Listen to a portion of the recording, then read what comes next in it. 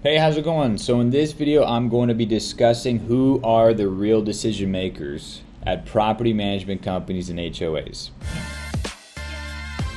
Hi, my name is Raleigh from PMHOA.pro. We help home service companies build profitable relationships, long-term relationships with property management companies and HOAs. More information in the description below. So in this video, what I want to talk about is who are the decision makers, right? This is something very important because obviously if you don't know who the decision makers are at a company, you'll be spinning your wheels. You'll be wasting time. Your salespeople will be wasting time. Everyone will be wasting time who's involved in that campaign if you're dealing with the wrong person. Believe me, as someone who's been doing sales for many years now, there's nothing worse than that, right? It is like you're pitching the wrong people, guys, and it eats up your time.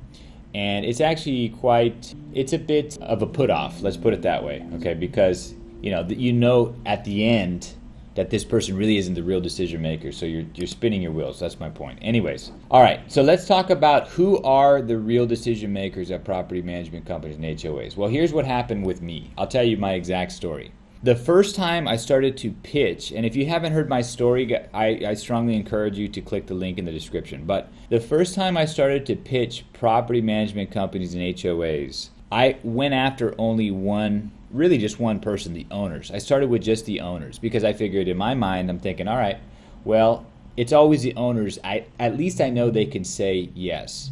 I wasn't sure about anyone else on staff. I knew receptionists, of course, were not a good idea to pitch. But I felt if I started with the owners, maybe they could direct me to the right people. And that's more or less what happened. Because I started to get on the phone with owners, and it became very, very apparent to me that every company was different in terms of how they handled their relationship with vendors.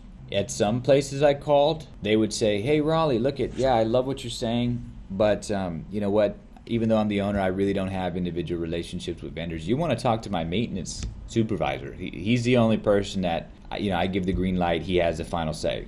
Okay. So then what I would do is I would pitch the maintenance coordinators, and then I would call a different company, and I would get on the phone with the owner and say, no, Raleigh, I don't handle anything like that. You need to talk to the individual property managers. Okay.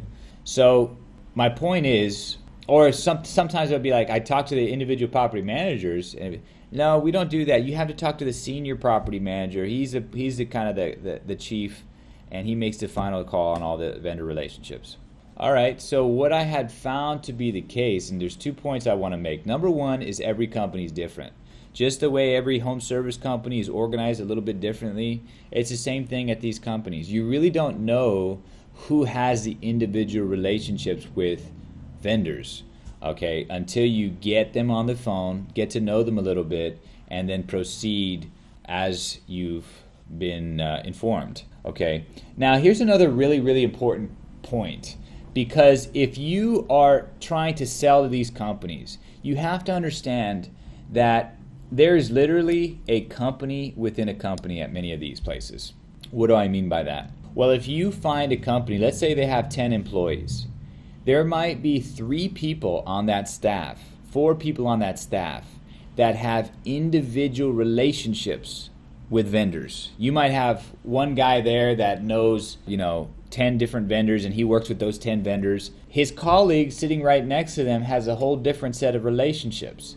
It's kind of strange how that is, but a lot of companies are just kind of organized like that, where they have developed individual relationships, right? And it's a bit strange, but that's why I say it's a company within a company. You really need to go horizontal at a lot of these companies and ask for referrals within the company, because there are multiple contacts per company that you want to be targeting. And I guess another point on that is you need to have more than one hook in a company, because there's a high turnover rate in property management. For a lot of these people that come on as property managers, maybe this is like their 3rd or 4th career job, and you're going to see people come in and come out very fast.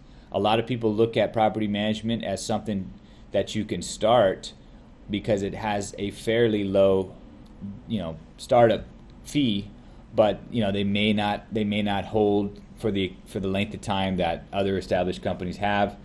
which means there's a high turnover rate, okay, in the business.